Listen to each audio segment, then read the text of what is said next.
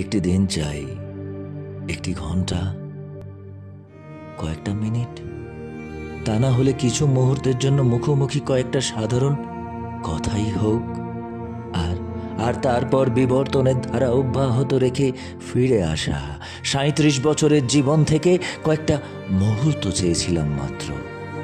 জানি এই চাওয়া ভূমিহীন মানুষের কয়েক ইঞ্চি জমি ফেরত চাওয়ার মতো দুঃসাহসিক ব্যাপার, ক্ষুধার্ত শিশুর পচা পান্তা ভাতের অভিলাষ।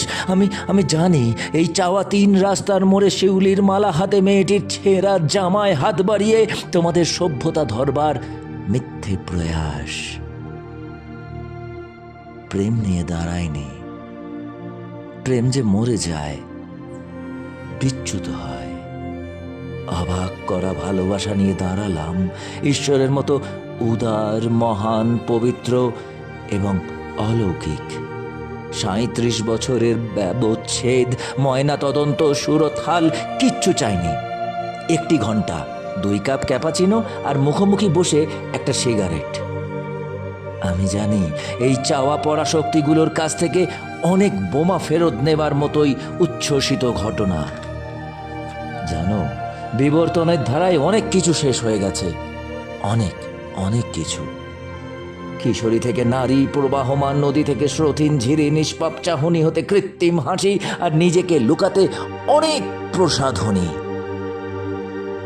অথচ কিচ্ছু চাইনি আমি তোমার এই ৩৭ বছরের জীবন থেকে, কিচ্ছু না। মুখোমুখি একবার দাঁড়াতে চেয়েছিলাম, জানতে চেয়েছিলাম চোখের এই ভাষা কতটা মিথ্যে বলেছিল। আমি জানি, আমি তবুও তোমার ৩৭ বছরের জীবনে একটি অসমাপ্ত বই হতে চেয়েছিলাম।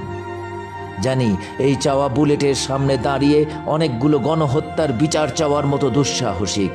চেয়েছিলাম 1000 লাইনের কবিতা হতে, চেয়েছিলাম একটা গোটা বই হতে।